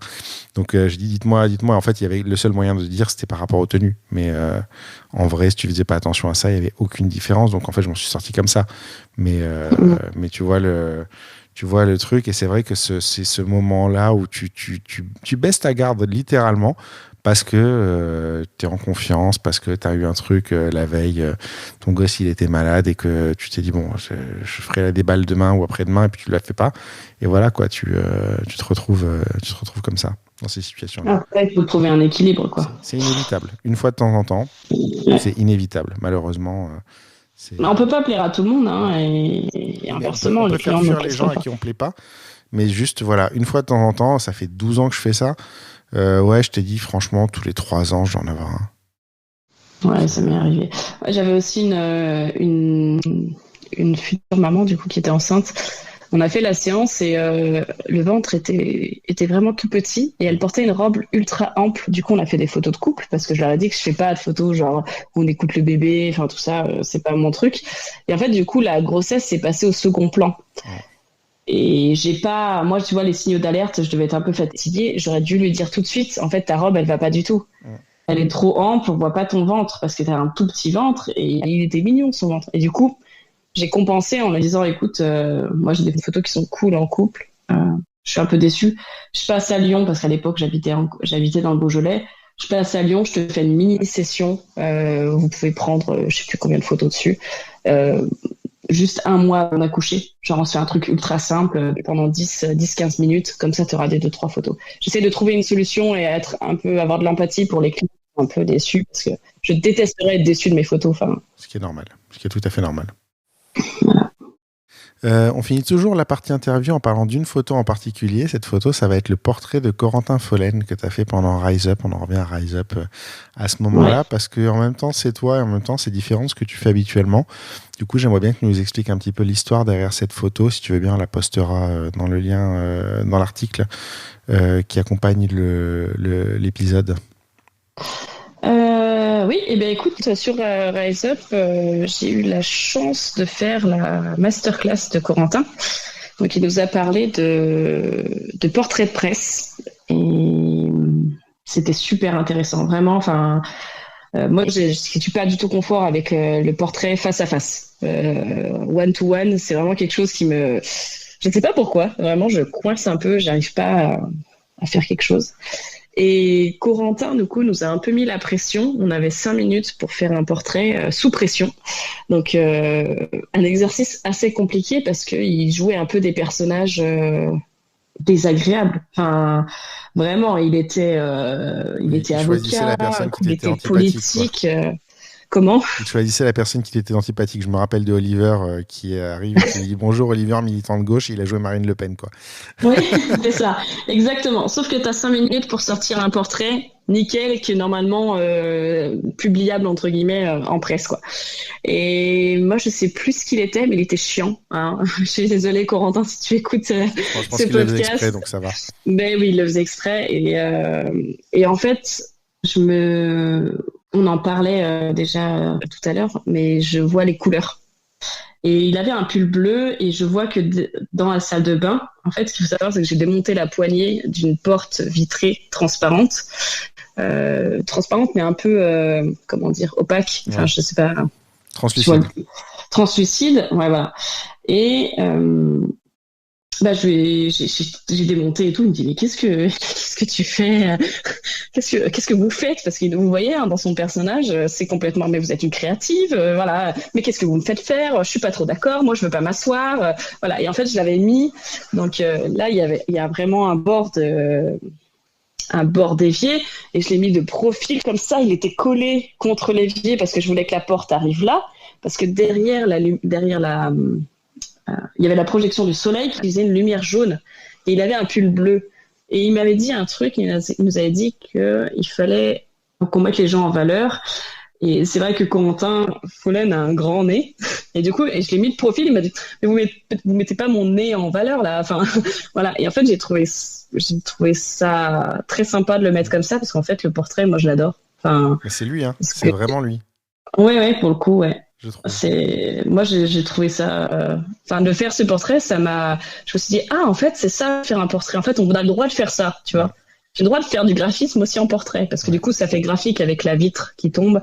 C'est et surtout, les cette couleurs. espèce de trait devant lui. Moi, j'avais appelé ça une règle, mais qu'on ne voit pas au départ et que quand tu commences à zoomer dans l'image et à la regarder d'un peu plus près, tu te rends compte qu'il y a un truc devant son visage.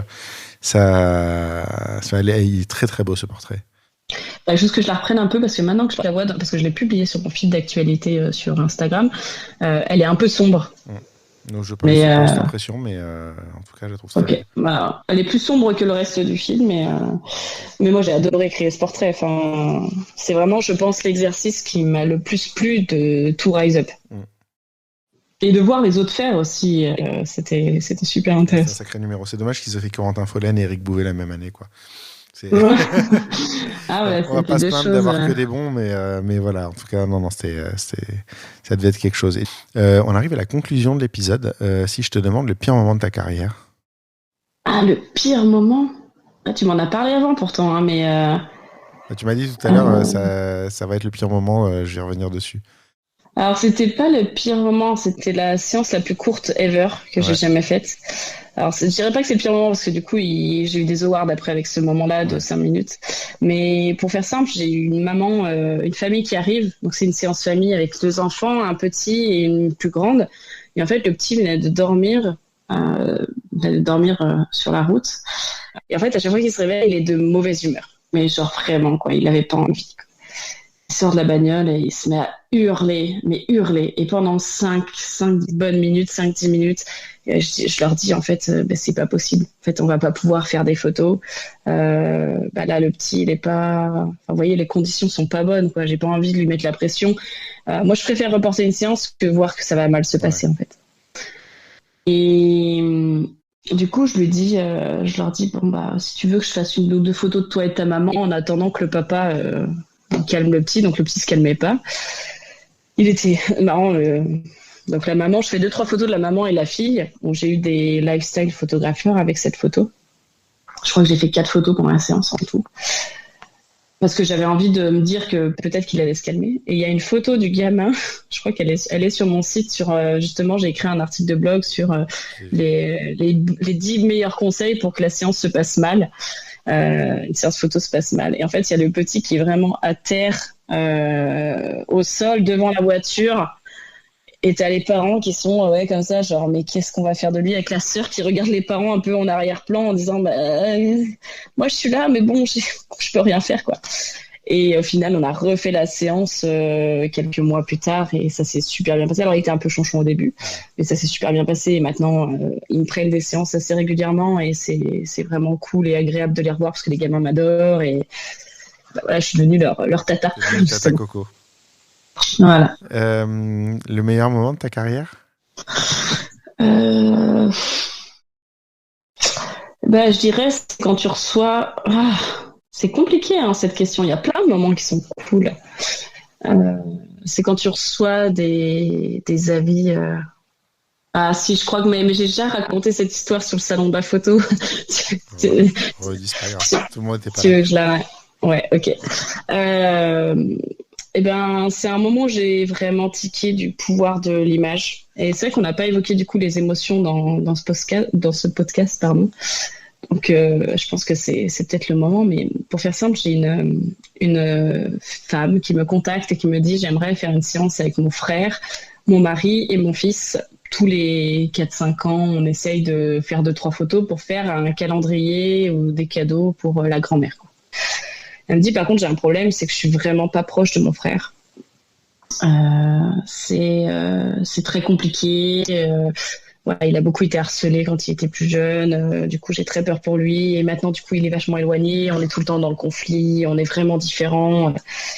Je dis ok, pas de souci. Et puis elle a écrit ça dans le questionnaire justement, d'où l'importance du questionnaire. Elle remplit ça et moi je l'appelle direct en fait après. Je reçois ça, je l'appelle et je lui dis écoute, on s'était jamais eu au téléphone mis à part la réservation de séance. Je lui dis est-ce que tu veux qu'on tente quelque chose avec ton frère. Voilà. Je lui dis tu vas prendre une feuille et tu vas écrire tout ce que tu as sur le cœur que tu veux dire à ton frère mais que tu lui as jamais dit. Elle me dit je sais pas si j'en serais capable ou je suis pas sûre. Je lui dis essaye, au pire tu mets ça dans ta poche, on l'utilise, sinon on l'utilise pas. Et du coup elle me dit ok. Et en effet quand ils sont arrivés à la séance, j'ai tout de suite compris les tous différents quoi. Le frère est arrivé, il était en costume, costard, chaussures cirées et tout, et eux ils sont arrivés en 2 chevaux, en mode hippie, tu vois. Donc j'ai dit c'est 2 univers différents. On fait la séance, je sens que c'est vachement, tu vois, ils sont côte à côte, mais ils sont pas très fusionnels. Et du coup, il y a un moment où je dis je vais vous prendre en photo tous les deux. Le frère et la sœur. Du coup, papa part avec le petit, allez jouer dans la rivière, noyez-vous. Voilà. Je dis ça et du coup, ça les fait rire. Je fais la photo. Enfin, tu vois, typiquement, je dis ce genre de choses qui sont pas très bien interprétées parfois. Ouais. Grégory t'apporte pas trop de l'eau. Voilà, et imagine, leur père était mort noyé, j'en sais rien, mais ils auraient pu mal interpréter le truc.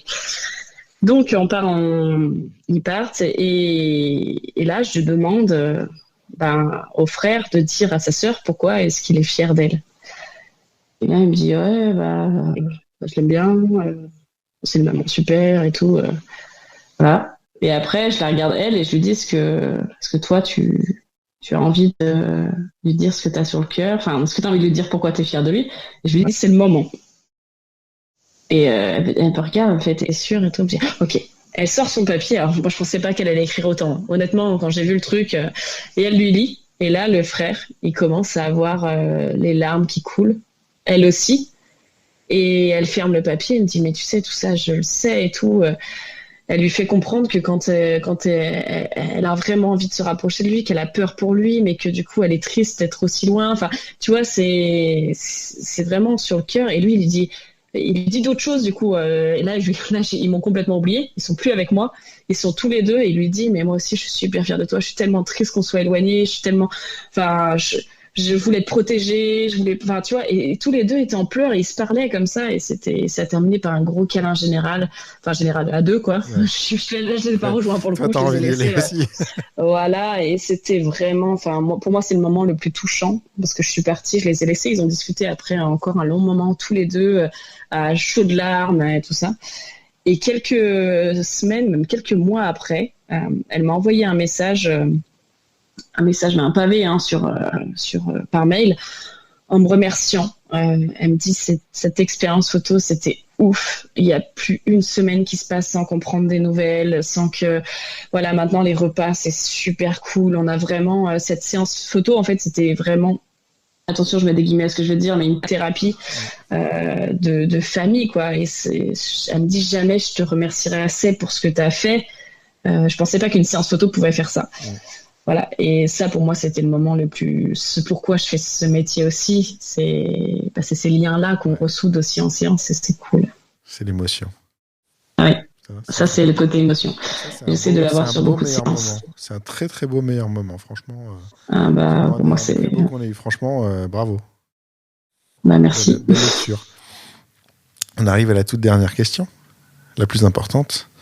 Qui est-ce que tu me recommanderais pour un prochain épisode ? Je sais pas. Je sais pas. Il y a bien 2-3 photographes que tu as en tête. J'en ai bien un en tête, mais on va dire t'es pas objectif parce que c'est quelqu'un que j'apprécie vraiment beaucoup. C'est Pierrick Roland, voilà, qui sort de cinéma et qui termine dans la photographie de mariage.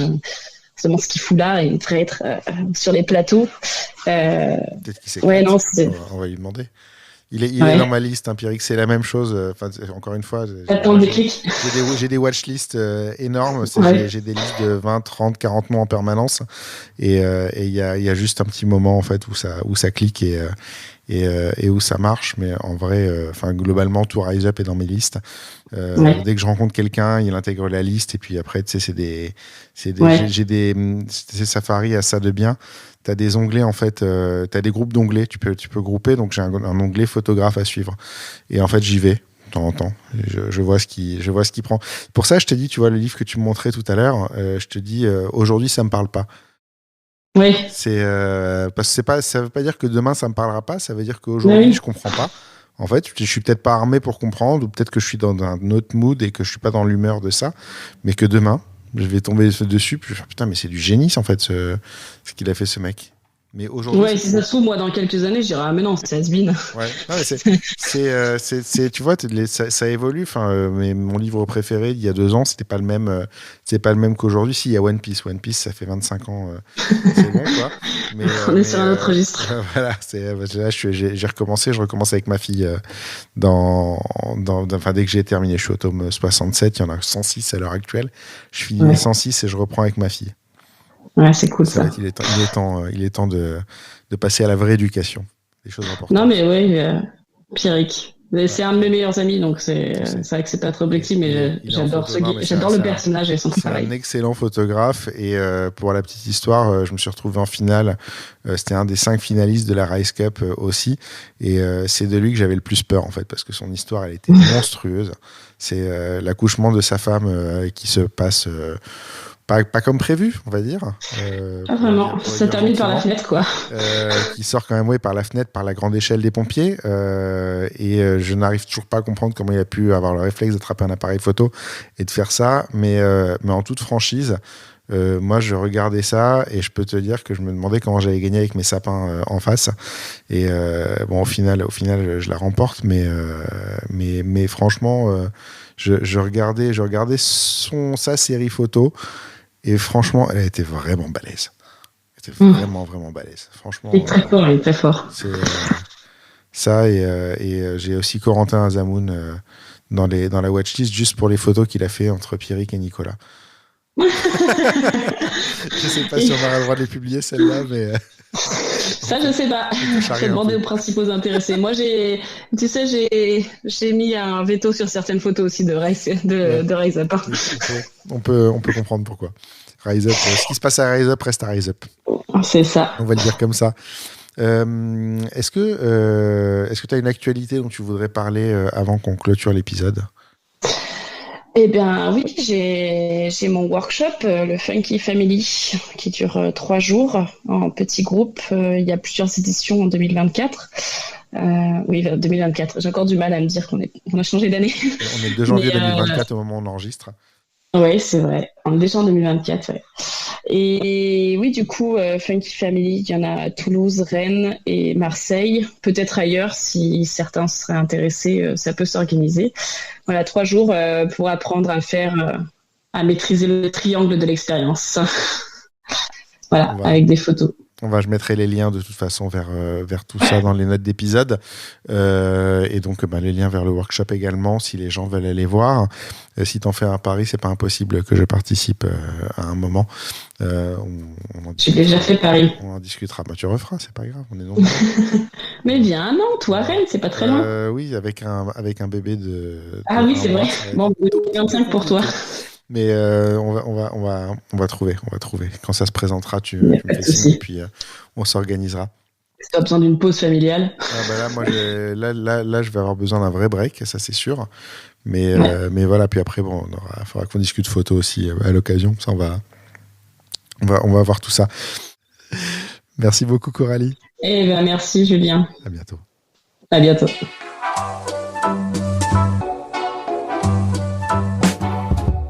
Merci d'avoir écouté cet épisode. N'oubliez pas de nous laisser une note et un commentaire sur Apple Podcast et Spotify pour nous aider à monter dans les classements. Vous pouvez également aller sur le blog dans l'œil du photographe à l'adresse www.dlodp.fr. C'est tout pour aujourd'hui. On se retrouve au prochain épisode dans l'œil d'un nouveau photographe.